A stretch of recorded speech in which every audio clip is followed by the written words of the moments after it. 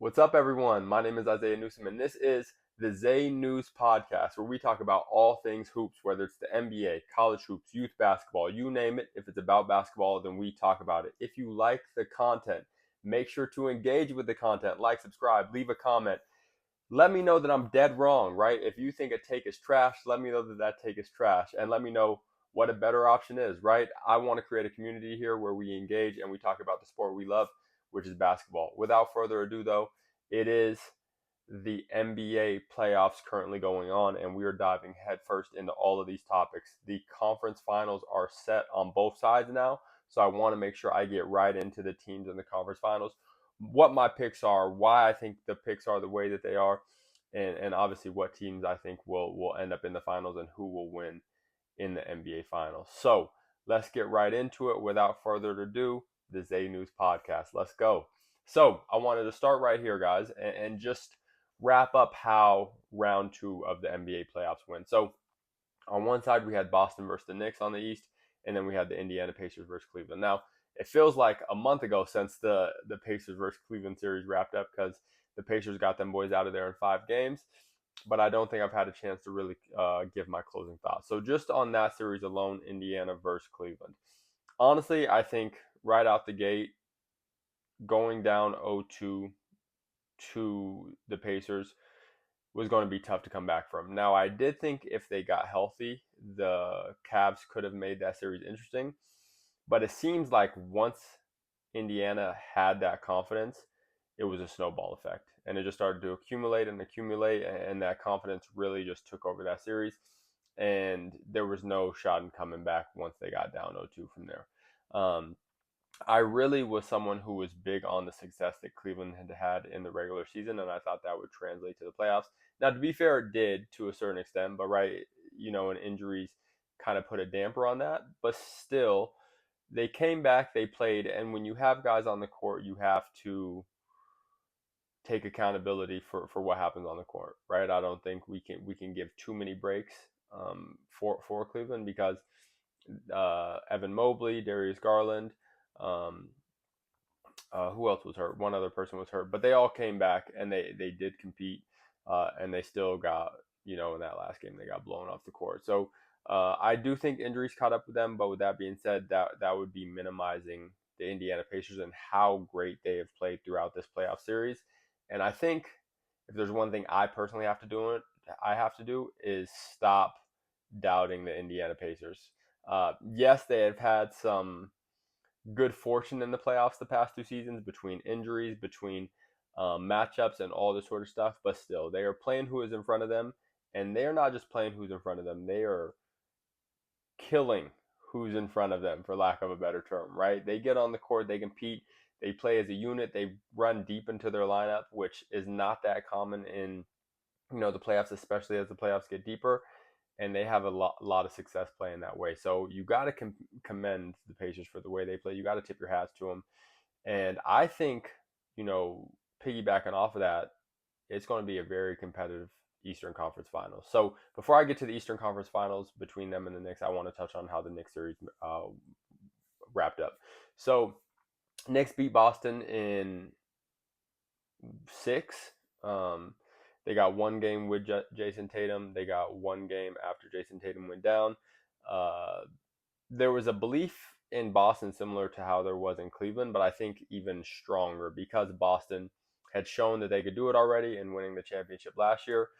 And they are just such a good team, such a deep team, and they're a team that is resilient. And essentially, their roster has been built on being able to sustain a high level of play, even if guys go down, right? And if you look back to Kristaps Porzingis, he wasn't that healthy this season. Last season, he had to miss games during the playoffs because he wasn't healthy at all. He could only play limited minutes in the finals and the Eastern Conference Finals last year. So they're a team that has been used to having guys in and out of the lineup and still finding a lot of success. So I think the premise was for a lot of people that they would be able to recreate that without Jason Tatum. But I think there was just too much stacked against them, right? You go down 0-2, right there, you're digging yourselves in a hole. And also, what people tend to forget is that they were going to lose game 4 regardless of if Jason Tatum got hurt or not. Now, That injury was so unfortunate, and we want to say again, prayers out to Jason Tatum and his recovery. He did great in getting that surgery done pretty immediately after the injury happened. So hopefully that shaved some time off of his recovery process and he get back soon. But with that being said, they were going to lose Game 4 with Jason Tatum on the court. So regardless of them winning Game 5, I think they ultimately, with Jason Tatum or not, would have lost that series. And that's something that we got to put into perspective because the Knicks beat them. You know what I'm saying? The Knicks beat them healthy, right? If you win 3 games against a team while they're healthy, you go 3-1. I think it's worth saying that we were the better team in this instance, right? Um, Again, you can argue Boston had some stuff stacked against them, but I think they had guys on the court that were playing, and again, we got to give the New York Knicks the same amount of credit that we give the Indiana Pacers in that they played who was in front of them. They dang near had an easier series versus Boston than they did versus the Pistons. You know what I'm saying? So you take all that into account, and they earned their spot in the Eastern Conference Finals. You know what I'm saying? They played really good basketball. They fought, right? Most of the games that they won, they were down significantly in, right? Games 1 and 2, they were down 20 in both of those games. I want to say game 4, which they won, they came back again. I don't think they were down 20, maybe 15. And then, game 6, they did what they did. But with all that being said, tip your hats to the New York Knicks because they played a really good series. They competed, and it seems like they just really showed up. Their role guys really showed up in that series. Mikal Bridges, Anunoby, both were awesome in that series. I thought Karl Anthony Towns was very consistent in this series. He didn't have too many big scoring nights. He hasn't had really many big scoring nights in this playoffs. He's had some big plays, but not 30-point games and 15 rebounds or anything like that. But this series, it felt like he was pretty much 20 and 10 every night, right? So he was a staple. He was something that they could lean on. And then you had Mitchell Robinson coming in and just playing very impactful basketball in the limited minutes that he did play, right? So I thought Tom Thibodeau coached a heck of a series. I thought the players played a heck of a series. They earned this bid into the Eastern Conference Finals, and I'm excited. I'm excited for this Pacers versus Knicks rivalry, right? Rekindling the 90s basketball sort of thing. And I think these guys are going to compete at a very high level. Now, I have doubted the Pacers for far too long, right? And let me transition really quick. Let's get into the Eastern Conference Finals matchup really quickly and just go over this, and then I'll switch over to the West. So I have doubted the Indiana Pacers for too long now, and I want to be done doubting them. They, to me, leading into this, right, had gotten a pretty good luck of the draw in facing teams that were injured, being front runners, it felt like at times, and it was just not something that I personally liked, right? We all like what we like. It is what it is. And it's something that, as a fan of basketball, something that just sat with me, the wrong way. So I, at every turn, was trying to discredit them. And I got to be honest with you guys, I'm done doing that, right? The Indiana Pacers have proven to be a very high level team playing very good basketball, and they deserve, that credit. Now, I'm having a hard time picking this series because I think 5 versus 5, the Knicks have the better roster. They have the better team. I think Jalen Brunson is going to be the best player in the series. I think you could argue that Cat could be the second best player in the series, right? So they could potentially have the best 2 players in the series, and their role players are really solid as well. But with that being said, the chemistry that the Indiana Pacers have, the pace that they play at, and the depth that they have are all 3 very real things that are going to help them leading into this series, right? They've had short series during this playoff, so they're probably the most well-oiled team and most well-rested team at this point. You know what I'm saying? They've had 2 5-game series. In those series, I feel like they've won more convincingly, more than other teams have. There've been a few battles, but for the most part, they've won cleanly in a lot of those games. So they're coming into the series extremely confident and also well rested. That's a scary team to play when they play at the pace that they do. Again, I think the New York Knicks have the better 5, but then you get into bench depth. They have the better 6 through 10, the Indiana Pacers do, right? So this is going to be a very interesting series. I want to pick the Knicks. I'm not going to lie to you guys. I want to pick the Knicks. Ever since, Melo transitioned or got traded to the Knicks back in 2011, right? Like I was a 1 foot in, 1 foot out Knicks fan. You know what I'm saying? Like I've always been a Lakers fan. Don't get me wrong. That's my team. That's the team that I root for. But Melo and Kobe were my 2 favorite players at the time. So when Melo left Denver, the New York Knicks ended up having a really, really cool place in my heart where I would follow them and root for them to do well in the playoffs on the Eastern Conference. So for that reason, I really want to see the Knicks do well, and I love the roster that they've built. But it's just such a hard series to pick for me. This is such a hard series to pick for me. I think logically I want to pick the Pacers, but I don't know if I'm trying to overcompensate for the fact that I've doubted them for so long. Does that make sense? I My mind is telling me to pick the Pacers because what we've seen in the playoffs, but I also think it's a little bit of that aspect as well. I just don't want to doubt them again. But my heart and just like the basketball fan in me wants to see the Knicks in the NBA Finals. So, I am going to go with my heart on this one. I'm going to say that I think the Knicks are going to make it to the NBA Finals. I think it's written in the stars, and I think they're going to find a way. Now, one thing more schematically that I do like about the Knicks is that the Knicks can guard pretty well, right? At least from what they've shown in the playoffs, because in the regular season they did not show this. But they've shown, especially in Anunoby and Mikal Bridges and Josh Hart, they fight over screens hard. They switch really well. They rebound the heck out of the ball, right? When you got a guy like Towns, he's not the greatest perimeter defender, but you get him down on the block, and in the paint, he's going to rebound the heck out of that ball. So they have some really good things going for them. I also think that they can match the pace of the Indiana Pacers, at least to some extent. But they have options to play slower as well, right? So if I think they're more versatile in that way, right? Meaning that, like, if you want to play in the half court, you got Jalen Brunson and Cat. You can either throw the ball down to Cat, you can run pick and rolls with Jalen Brunson. They can slow the game down, they can isolate, and I think they're a better isolation team than the Indiana Pacers. But you also got athletic wings. You got a few guys on the bench in Mitchell Robinson, and a few other guys who could get out and run and who can play at a similar pace to the Pacers can. So I think that they may have more options in terms of play style that they can dip into, right? They have more they can dip into there, which will help them in this series because the Pacers play at a very fast pace. They play team-oriented basketball. They get up and down, they move the rock. But, if the game is confined to more of an isolation style of play for them, I think that they lose that game most of the time. And there's a real possibility, even though teams haven't been able to force them to play that way yet, that the Knicks are the team that can make them play, in a different pace, right? Because let's be honest, even though I don't want to discredit them, they won. Milwaukee's defense was terrible. If not for Giannis, that team wasn't very good, right?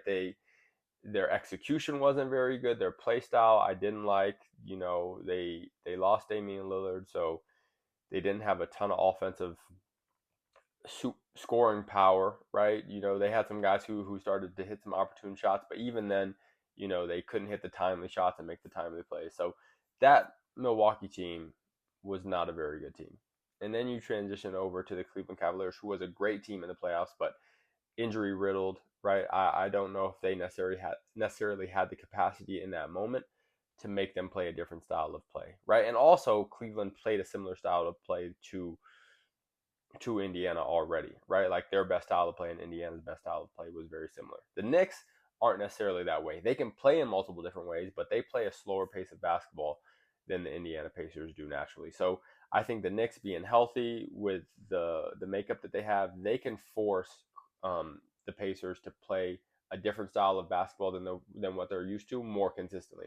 I'm not saying that they're going to do that all the time, and I think the Pacers will have their moments. And to me, this is set up as a series that's going to go deep. You know what I'm saying? Whatever team I picked, I think it was going to be in 6 or 7. But I do think the Knicks have the roster and the play style to make the Pacers play a different brand of basketball. And I think once they do that, that'll really affect the Pacers' success, right? Because them in a slower offense, playing isolation ball, it's not going to be as high percentages is what they do best, which is moving the rock, getting up and down. So for that reason, I'm going to pick the Knicks in this series. That's the basketball breakdown that I see happening in this series. But again, I think it's going to be highly competitive. I think the Pacers in spots will make the Knicks play their brand of basketball.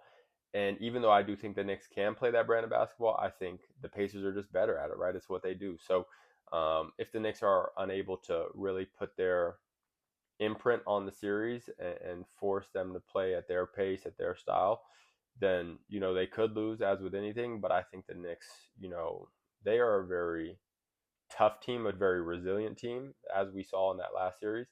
And I think that'll pay dividend for them here. So picking the Knicks in 6 or 7. If you want an exact game, I don't know. I'd probably lean more 7 than 6, but picking the Knicks in that series. Okay, moving on to the West though.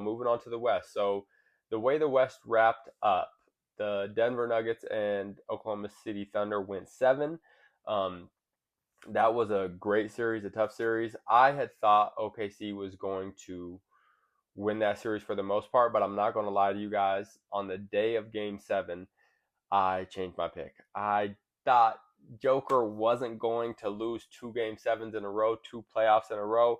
I thought he may, put forth one of those historical all-time great performances that we see out of guys of his caliber, and I thought they may get it done. That was not the case, and what was more likely did come to fruition, which was the younger team, the more athletic team, the better defensive team put their foot on their necks, and they just took them out of there, right? The Thunder just, through their athleticism, through their pace, through, their shot making even, because they did do really well making shots. The Nuggets just couldn't respond. Jamal Murray, I thought, was going to play better. He didn't play great. You obviously had Aaron Gordon, who was hurt, playing on a strained hamstring. Not ideal. And you had MPJ, who was already injured. Now, one thing before I get into the series itself, I've saw a lot of people poop on and kind of, get on him while he's down, and that's Michael Porter Jr. I think we got to give him a chance to be healthy. When he's healthy in the regular season, he's 18 to 20 a game. He shoots at a very efficient clip, and he's a good player. Now, do I think even with a healthy MPJ, they win the finals this year? Probably not. I think, they showed us they had some inconsistencies in their play this season. That's fair to say. And I don't think the Nuggets necessarily deserved to win a championship this season by what they showed in the regular season. But with that being said, I think, there's a lot of people minimizing MPJ off of a series he played with a, very compromised shoulder. And I don't know if that's fair, right? Again, he was on the court, he played. You can be critical of him, but also, just remember that he played injured, right? And that's not, if he's healthy, maybe he doesn't average 20 a game, but he's going to give you 15 to 17 a game on, 40% from 3. You know what I'm saying? He will give you that still. So let's put things into perspective a little bit, because I just see a lot of negativity surrounding him. And hopefully he gets healthy this summer, and he goes into next season and he kills dude. So just putting that into perspective. But I think other than that, that series played out about as we would have expected. It was a competitive series. I think there were some interesting things that happened, right? Joker struggling the way he did. But OKC is built for that, right? Like, that's why they signed Hardenstein. And then you got a guy in Chet, which is like, when you have Chet as your 4-man, it opens a lot of opportunities for you defensively, because now he's so long and he covers so much ground. Similar to Wemby, just not quite as extreme. So, I mean, you got a guy like that on your help side who's just long and has good defensive instincts. Whew, it's tough. It's tough. And then you got guards, biting down on, post ups and, swiping at the ball, just, limiting the space that you have. It makes sense that it was a tough series on Joker. You know what I'm saying? Especially when guys stop hitting shots. which happened. He had guys hitting shots at the beginning of the series, and then as legs got tired and stuff towards the end, it wasn't there as much. So I think Denver's a team that has to make some changes. And when people told me that I was crazy for mentioning should they try to put together a trade package for Giannis, that I was crazy. But honestly, I think the roster as it sits right now has probably ran its course. They're going to have to make some moves this summer if they want to continue to compete for a championship, which you should, I might add, with an all-time great in Joker. Same way with Milwaukee, right? Either trade them or build a team around them that can compete for championships, because you're doing a disservice to these guys by just being a first or second round exit. You know what I'm saying? Now, be fair, Denver's done a little bit better of a job than Milwaukee has. Milwaukee has also had some unlucky stuff happen, like Dame getting injured this playoffs and stuff. But still, you know what I'm saying? Put a team around them, or put these guys on teams that can. So I think Denver will make some moves this summer, and honestly, I think they should try to put together a trade package for Giannis. So I definitely don't think they could put together the best package, and I think it's more likely that Giannis finds a home out east just to leave some parity in the East, because right now it seems like everything's moving out west. But Denver, maybe not Giannis, but they got to go knock on some doors, right? They got to go see who's available, who what's what, and see what they can pull off, because they definitely need to upgrade their roster, and I think they're limited in what they can do free agent wise. For one, there's not that many options in free agency, and two, they already have a pretty high tax bill. So free agency just signings are going to be more so limited, right? They were already lucky that they got Russ on the vet minimum the way they did. So we'll see. And then you got the other series that wrapped up a little bit ago in Minnesota and Golden State. Honestly, after Steph got hurt, and this is something that I haven't said on record yet, but I think that series played out the best possible way that it could have for Golden State, with them losing in 5. I truly mean that. I don't think them extending that series to 6 or 7 and possibly getting Steph back, even if they won it, does anything for them. And let me explain. As soon as Steph gets hurt, your championship chances go pretty much out the window. You know what I'm saying? Even if he is able to come back, because he is going to be hindered for the rest of the playoffs. And Steph is so much the focal point of Golden State that he needs to be healthy for this current roster for them to legitimately have a chance at getting to the finals, making the finals, and whoever they play in the finals winning the finals, right? Like that's just true. You know what I'm saying? So as soon as he got hurt, those chances, if he's even 75, 80% of himself, go out the window to me. And more to the point, him trying to rush back and winding up hurting himself even further, for one, it pretty much ends his career. Now, not to say that he couldn't come back from a pulled hamstring or something like that and still play, a year down the road or something like that. But it eliminates him at this level of basketball. You know what I'm saying? So Steph's still playing at an all-league level. It takes that out of the equation. Now he comes back and he's a guy who can still compete. He's still going to fly off screens. Maybe he gives you 18 to 20 a game, but he can't be the best player on a championship team anymore. And Steph at 37, believe it or not, can still be the best player on a championship team. Now, you need the right pieces around him. Don't get it twisted. It's not LeBron in 2010 where he can carry any team to the finals. You get what I'm saying? Or 2011. But he is still good enough to be the best player on a championship team if you have the right pieces around him. And he still probably will be able to do that next year. After that, who knows, right? He's a 6'3" point guard who is losing athleticism every year. But I think at least for next year, he will still be able to be that if they have the right pieces around him. And if you were to have brought him back and he gets injured, you punt that, right? And not only do you punt that, you punt him being a good player still for the next possibly 3 years, right? If he wants to play for that long. So to me, him getting injured and more specifically them losing in 5 games, it was the best case scenario for Golden State, because now there's no pressure on Steph to return and try to play through a hamstring that he probably shouldn't be playing on. wind up getting hurt, and now it's the worst thing possible for Golden State, the franchise, and for Steph Curry for the remainder of his career. So they competed hard. I think if he was healthy, that at least from what we saw out of Minnesota, I would have picked Golden State after game one to win that series, even though I went in thinking that Minnesota was going to beat them just from the physical toll that the Rocket series took on them. After game one, I probably would have changed my pick. But with that being said, what happened. He got injured, and I think it was for the best that they lost in 5. Now you guys can regroup. You can try to make some moves in free agency or through trades to get a roster that is worth competing for a championship next year, and you guys could have another run at it next year and see what happens.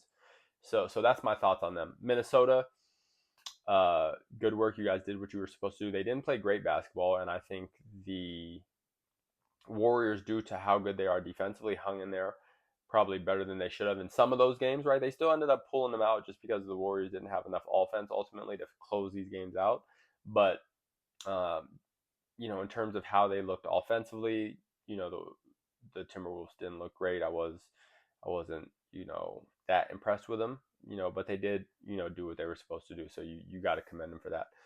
Now, getting into the Western Conference Finals. We have the Minnesota Timberwolves versus the OKC Thunder. 2 young guys, 2 stars in the league, 2 potentially top 5 players in the league. I think most people have Shea as a legitimate top 5 player in the league, and Anthony Edwards somewhere between 5 and 10 for the most part. I've heard some talks that, Anthony Edwards is better than Luka. I'm not someone who subscribes to that, especially after what we saw last year in the playoffs. And even still, Luka, at least offensively, he was terrible defensively for some of the series. He still outplayed, and for the most part in that series. So I'm not someone who subscribes to that. I think Luka just has to get healthy and get his footing with the Lakers until we see him perform like and look like himself again. But anyways, that's besides the point. You got 2 guys who are perennial all-stars in the league. You got 2 guys who are great young talents in the league and are 2 of the faces in the NBA going head to head. And 2 teams that are, exciting to watch, who play a physical brand of basketball, who are deep, who are athletic. I think they match up really well with each other, and it's something that I'm very excited about. Primarily the physicality and the defensive capabilities of both teams. I think that's going to really be a fun series to watch. Now, my initial thoughts is when I'm thinking of picking for this series is that the Thunder are going to win it, right? I've seen a lot of people actually shift over to Minnesota and pick Minnesota as the favorite for this series. I disagree, to be honest with you. I think, Minnesota has faced 2 teams that they've matched up well with for the most part. I mean, Golden State injured, right? But they've had 2 teams that they match up really well with, and a team in the Lakers that didn't defend the perimeter great. That wasn't as big and as physical as them. And Minnesota, to me, what I've saw over the last 2 years, when they are the more physical team and when they can dictate the means at which the game is played on from a physical perspective, they are really good. They're really good offensively and they're really good defensively. When they cannot do that to that extent, they struggle more. I think the athleticism and the physicality of OKC is going to allow them to meet them at a level playing field and even supersede them in certain aspects as well, right? In terms of how, the pace at which OKC can play at, the way that they can get up and down, the way they can get in the passing lanes, the way that they can cover distance in the half court and contest shots. I've heard a lot of people talk about matchups and how if Chet has to guard Julius Randle, it's the end of the world. For one, I don't agree with that. For 2, there's multiple different people you can throw on Randle and have success with. You know what I'm saying? So I don't think that's going to be as pertinent of a matchup as people are making it out to be. Julius Randle has played great basketball, and I don't think he's going to stop playing great basketball, but I think that OKC is going to be able to wash that or equalize that, right? However you want to put it, right? They're going to be able to combat that and still have success. And also, I haven't seen a team whose physicality really bothers Shea. You know what I'm saying? And we saw Minnesota struggle with this against Dallas last season, right? Dallas had 2 incredible on-ball guards in Kyrie and Luka, and the physicality of Minnesota was not a factor for them. For one, Luka's too big. Jaden McDaniels has nothing for Luka when Luka is healthy. I want to be clear on that. Luka got beat down towards the end of that series. Yes, he did. But when Luka's healthy and he's using his body, Jaden McDaniels just too light in the butt to really like deter him in any way. Luka can get to his spots, play at his pace, and he's just going to rise up and shoot over Jaden most of the time, right? That's not to say that he doesn't play good defense or he never stops. Like Jaden McDaniels plays good defense, but Luka is just Luka, right? And then you got Kyrie on the other end. It didn't matter if it was Ant, if it was Nikhil. It didn't matter who it was guarding him. Mike Conley, right? Kyrie's going to get to his spots because he's just that good, and he's going to make plays. Your physicality is not going to do nothing to him, and it might even be worse off for you, right? Because he's going to use your physicality against you and stuff like that, right? Him and Luka both. So I think Shea is of that ilk, and I think Shea is going to be able to have a lot of success in this series, if I'm being honest with you. Now, Shea's going to get 30 regardless. You know what I'm saying? That's what he does. That's the way their team is built. But I think Shea in this series is going to find it not easier to score than like Memphis, or anything like that. But he's gonna find his openings, right? And I think he's gonna have a lot of success in this series, right? Whether it's Ant Gardner, whether it's Devin Chenyo off the bench, whether it's his cousin, you name it, whether it's Jaden McDaniels, right? I think he's gonna find ways to be successful in the series. And I don't think Minnesota's defense is going to be able to slow him down. Now, the question becomes, can Minnesota slow the other guys down? And I do think that is a possibility, right? Like what we've seen in the playoffs is that the Thunder's, depending on how this season goes, they're going to need to look into getting a second legitimate scorer who is consistently that second scorer, right? Jalen Williams is awesome. He does a lot of stuff well. Sometimes he struggles to be that second scorer, and it's not all his fault, right? I don't want everybody to think that it's just a talent thing. Sometimes it's a way they play thing, and the way they play thing is very Shea oriented, and him pounding the rock for an entire possession oriented, and that can be tough to play off of and have success with every night. You know what I'm saying? Because Jalen ideally needs to shoot 50% or above to have a 25-point night, right? He doesn't have the opportunity to shoot 8 for 18, or what I'm saying, and get those shots consistently. So it's just different. But with that said, that's where I worry about OKC the most, is that second scorer, that consistency scoring from the others on their team in order for them to continue to win games. But with that said, I still think OKC pulls this series out. I think Anthony Edwards has a great series as well. I think he has a good series, right? I think he about stays where he's been at for this playoff series. I think, I don't necessarily think he like goes berserk or anything like that. Maybe 1 or 2 games, but for the most part, I think he'll play within his team. I think OKC will take on some of the strategies that other teams used in doubling it or making him a passer, and doing that sort of stuff, and letting other guys beat him. So we'll see.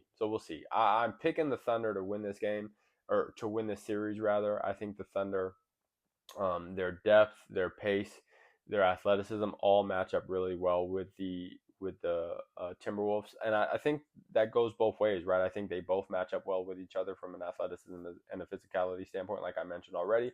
But I just think the Thunder have the edge. I think that they got a lot of guys who can give them something. You know what I'm saying? Caruso had like an 18, 20-point game in that last series, right, where he was just hitting threes. And Caruso is going to be a big factor in this series as well, because he's going to be a guy who guards Ant, and he's also going to be a guy who guards Randall in his minutes as well. And I think he's a guy who can not stop Randall, but upset Randall. And I think he's a guy who can upset Ant a little bit too, and make it tough on him. And then you got defenders in the starting lineup, and Lou Dort, stuff like that. So I think they have a good roster makeup, and I think they'll win this series. I think this series doesn't go as long as the other side, right? So Indiana versus the Knicks, I think there's a lot more. I think there's a lot of parity there. There's not to say there's not a lot of parity here, but I would choose this series in 6 for sure. 5 maybe. I would lean more like 5-6 range in this series than I would 6-7. But I put the line. I set the line at 6 for this series as well, I guess. So those are my picks. For the Eastern Conference Finals, I'm picking the Knicks to beat the Indiana Pacers. I know I have doubted the Pacers, and I don't want to doubt them again, but I do think the Knicks match up well with them. I think the Knicks, their five are better than the Pacers' five, but I also think down the stretch, the Knicks are really good. To be fair, the Indiana Pacers have been really good in the clutch as well, but I'm just not betting against Jalen Brunson in the clutch. I think they have the athletes to run with them, play at pace with them, but I also think the New York Knicks can slow it down and play a slower pace of basketball. And if they are able to put their imprint on the game and affect the pacing in that way, then they're better at slowing the game down than the Indiana Pacers are better at. Excuse me. The Knicks are better at playing at the Indiana Pacers. One more time. The Knicks are better at Indiana's brand of basketball than Indiana is at the Knicks brand of basketball. So if it comes down to either one of them playing at each other's pace, I trust the Knicks to play at Indiana's pace and their own pace better than I trust Indiana to play at Indiana's pace and the Knicks' pace, if that makes sense. So because there's going to be instances of both, right? There's going to be times when you're playing at Indiana's pace and they're playing really well. And there's going to be times when you're playing at the Knicks' pace and the Knicks are playing really well, right? I think the Knicks are more malleable in that way, and that's going to show in this series. So that's why I picked the Knicks. I think the Knicks are a little bit more, they have a little bit more flexibility in their play style, and that's going to lead them to the win in this series. And then on the other end, I'm picking the Thunder to beat the Timberwolves. I think the Thunder have great depth, have great defense. Their best player is going to do really well in this series. Again, I think when the Minnesota Timberwolves can use their physicality to their advantage and their athleticism to their advantage, I think they are very tough to beat. I don't think this is going to be the series to do so because OKC matches them in so many ways. Size, physicality, speed, athleticism, even more depth, right? All these things are just as much of an advantage or more of an advantage for OKC. So for that reason, I think OKC is going to win this series. A few more things I wanted to go over. One of which is a question I wanted to pose to you. Now, this is a fun question. This isn't about the playoffs. This is just something that I wanted to talk about and see what your guys' take on it was. If we were to look 5 years in the future, well, let's backtrack a little bit. Who would you say the five best players in the NBA are right now? Five best players. We would probably say Joker, obviously, Giannis, obviously, Shea, I would probably say obviously, and then I would round it out between Tatum and Luka, right?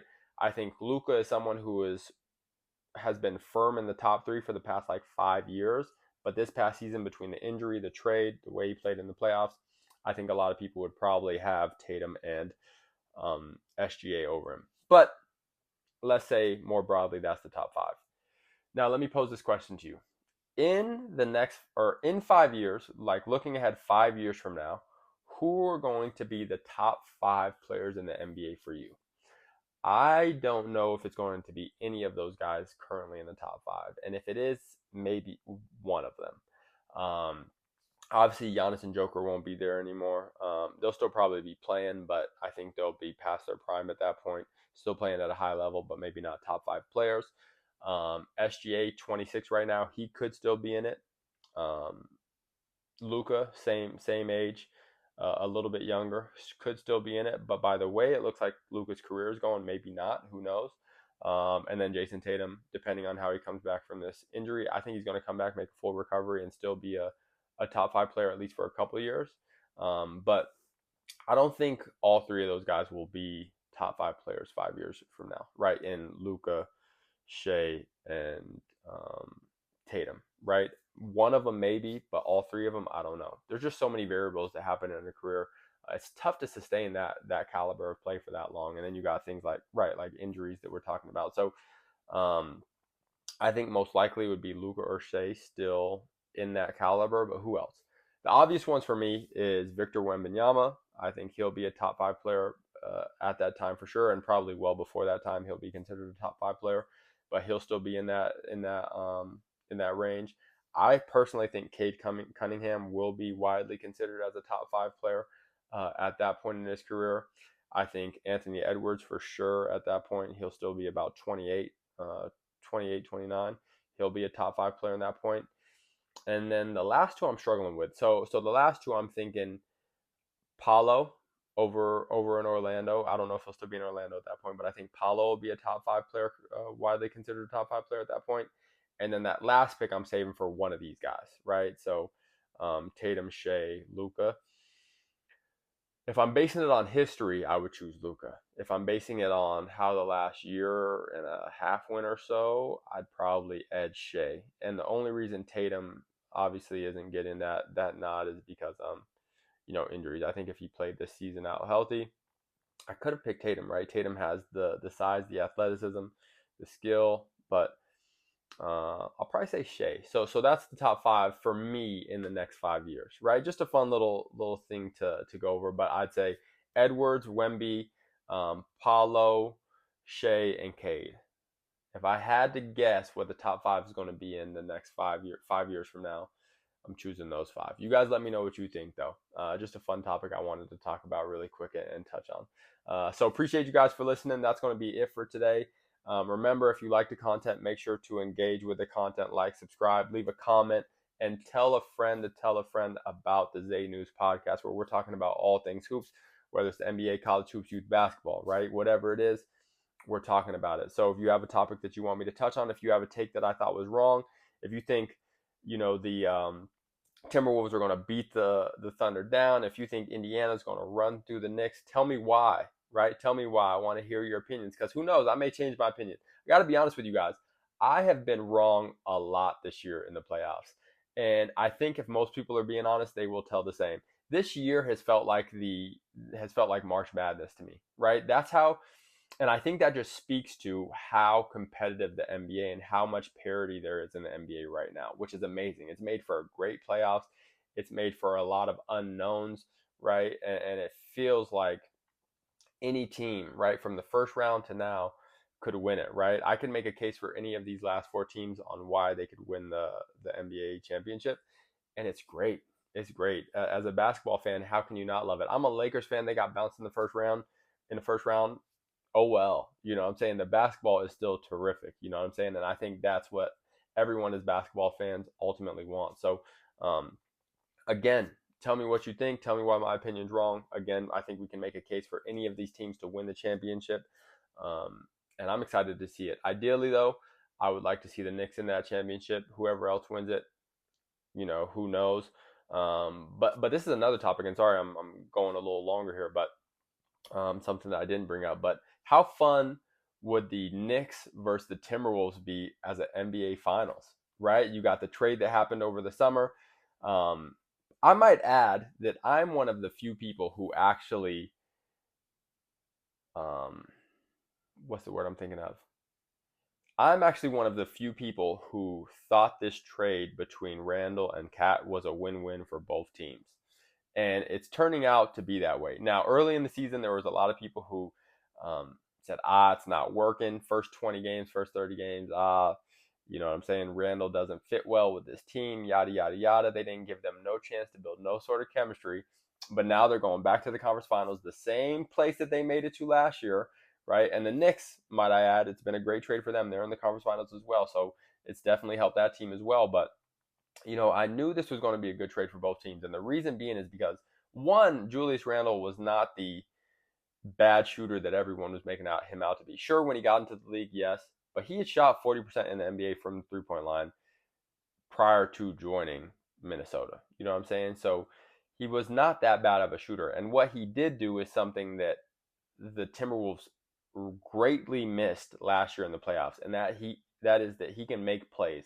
Julius Randle, with the ball in his hands, can make plays. He's a good shot creator, right? Whether it's him driving and creating a shot for himself, him driving, drawing to, and kicking it out, right? He's a bull, right? And he creates mismatches with his physicality. So when he's aggressive, he creates a lot of opportunity for other guys. And we have seen that in this playoffs, and that's one of the reasons why they've had so much success. So just want to give myself a pat on the back really quickly, because I am someone who spoke highly of this trade. I'm on record saying it right here on TikTok and YouTube. So just wanted to keep that in mind. You feel me? So anyways, I'll get off here now. But again, if you like the content, make sure to like, subscribe. Appreciate you guys as always. Peace.